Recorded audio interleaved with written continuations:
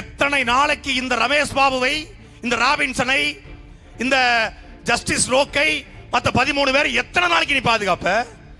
ஒரு 2 வருஷம் பாதுகாத்துருவியா? ஒரு 2.5 வருஷம் நீ எழுதி வச்சுக்க. சிறைக்குள்ள போனாலும் அவன் செங்கு சமந்து சீரழிப்பான்டா. ஒட்டுமொத்த ஜெயில யாருக்கா நினைச்சிட்டு இருக்க? நாம் தமிழ் கட்சிக்காரர் தான் உள்ள ஜெயில இருக்கான். ஆதரவாளர் தான், தமிழ் தேசிய ஆதரவாளர் தான் உள்ள இருக்கான். முன்னாள் ரவுடியில் ஆரம்பிச்சு பல ரவுடி எங்கால மாறிட்டான். என்ன இது சரி வராது நமக்கு. இவங்க ஒரு இது கூட தர மாட்டாங்க, பரவல் கூட பண்ண மாட்டாங்க. இனிமேல் உள்ளே இருந்தாலும் பரவாயில்ல, திமுக காரன் உள்ள வந்தா சங்க கடிச்சிடும். உள்ள பல பேர் எங்கால் இருக்கான். உள்ள போனதுக்கு அப்புறம் தான் தெரிஞ்சது சிறையில சூப்பரண்ட் எங்கால் இல்ல, ஆனா chief warder, additional superintendent, Jailer வரைக்கும் எங்க ஆளுக்கு தான். நீ எந்த ஜெயிலுக்கு போனாலும் உன்னை கக்கூஸ் கழுவு வைக்கல. பாடுறா நீ பாடுறா.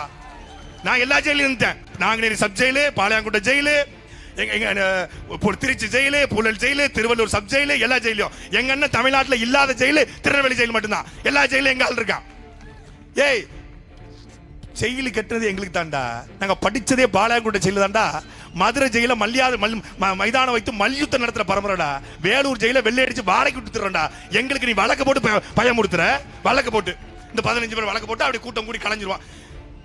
கன்னியாகுமரிக்கு வந்ததே எதுக்கு தெரியுமில்ல? கன்னியாகுமரி கட்சிக்காரங்க அண்ணன் சீமானுக்கு கன்னியாகுமரி வழக்கு இல்ல, அங்க ஒரு கூட்டம் போட்டோம்னா கண்ட வந்து ஆர்ப்பாட்டம் அனுமதி இல்லாம போட்டோம்னா அடிக்கடி அண்ணன் வந்து போகும். அதுக்கு தானே ஆர்ப்பாட்டம் போட்டது. வழக்கு போட்டுருவாங்க, ஆர்ப்பாட்டம் போட்டே. வழக்கு போடணும் தான் ஆர்ப்பாட்டமே. அடிக்கடி வர வைக்கணும்ல, எங்க அண்ணனை நாங்க அடிக்கடி பார்க்கணும்ல. செய்திகளை உள்ளது உள்ளபடி தெரிந்து கொள்ள ரெஃப்ளெக்ட் நியூஸை சப்ஸ்கிரைப் பண்ணுங்க.